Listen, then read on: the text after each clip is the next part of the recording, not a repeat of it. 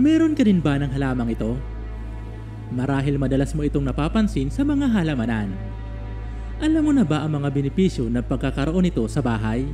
At papaano nga ba ang tamang pagpaparami at pag-aalaga sa halamang ito? Iyan at iba pang kaalaman tungkol sa Anthurium plumanii frapples ang pag-uusapan natin sa video na ito. Ngunit bago ang lahat, kung bago ka pa lamang sa channel na ito ay huwag kalimutang mag-subscribe at pindutin ang notification bell para lagi kang updated sa mga bago naming upload. Ang Anthurium plumanii frapples ay isang uri ng halaman na kilala sa kanyang malalaking dahon na berde at may makintab na surface. Ang mga dahon nito ay may sinusundang prominenteng mga rib o kulot sa gilid na nagbibigay ng interesanteng tekstura. Ang Anthurium plumanii ay isang epiphyte. Ibig sabihin, ito ay halaman na tumutubo sa ibabaw ng mga malalaking kahoy.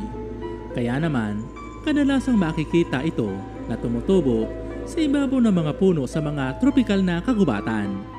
Ngunit maaari din itong patubuin sa lupa na may halong organic materials at substrate.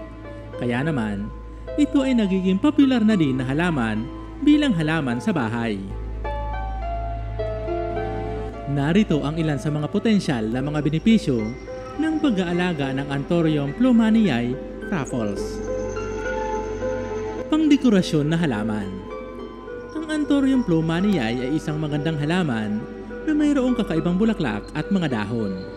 Ang halamang ito ay maaaring magdulot ng karagdagang estetikong halaman sa inyong tahanan na magbibigay ng kulay at buhay sa anumang espasyo. Maaaring mag-absorb ng di kaaya-ayang amoy at naglilinis ng hangin. Ang Anthurium plants kasama na rin ang plumanii variant ay kilala sa kanilang kakayahang linisin ang hangin sa pamamagitan ng pag-alis ng mga nakalalasong kemikal at pollutants.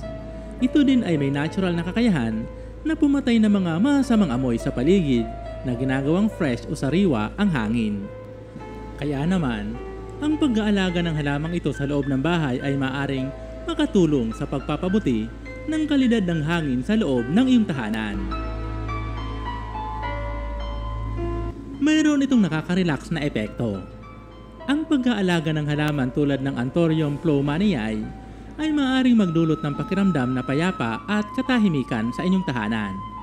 Ang pagmamasid din sa mga halamang ito ay maaaring magdulot ng pagpapalakas ng mental health at magbigay ng relaxation sa kabuuan. Nagpapababa ito ng stress. Ang sariling oryentasyon sa pag-aalaga ng halaman, pati na rin ang pakiramdam ng pag-aalaga sa isang buhay na organismo ay maaaring maging isang paraan upang mapababa ang stress at anxieties sa pang-araw-araw na buhay. Pampalipas ng oras. Ang pag-aalaga ng halaman tulad ng Anthurium plumanii ay maaaring maging isang magandang paraan upang maglaan ng oras para sa sarili at magbigay ng bagong interes o hobby sa iyong pang-araw-araw na buhay o routine. Narito ang dapat mong malaman tungkol sa pag-aalaga at pagpaparami ng Anthurium plumanii frapples.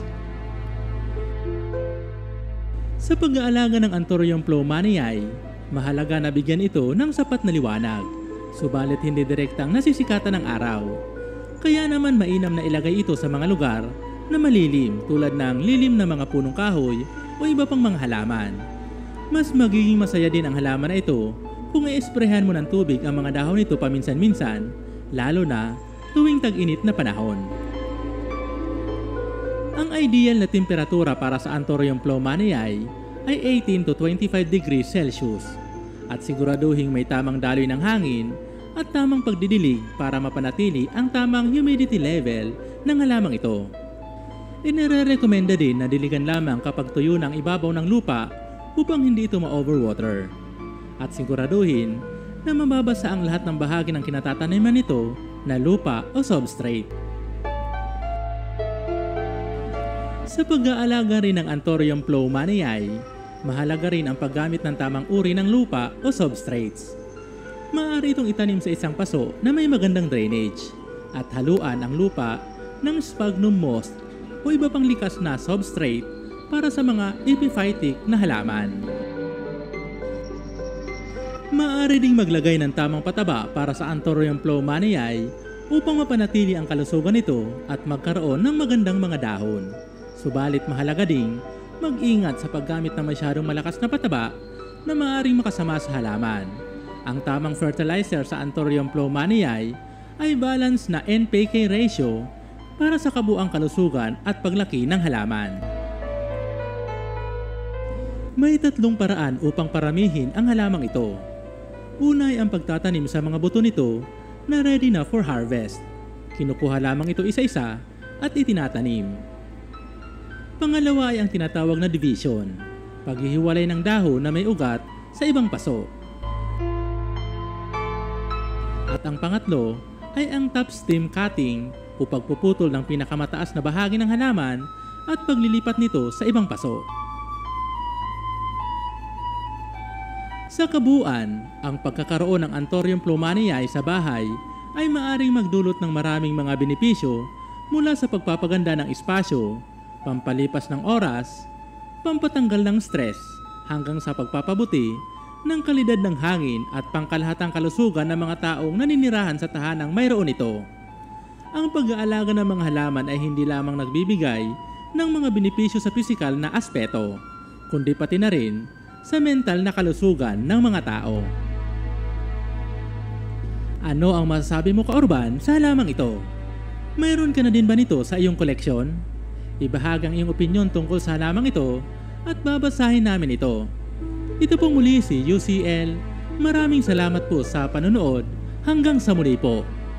God bless.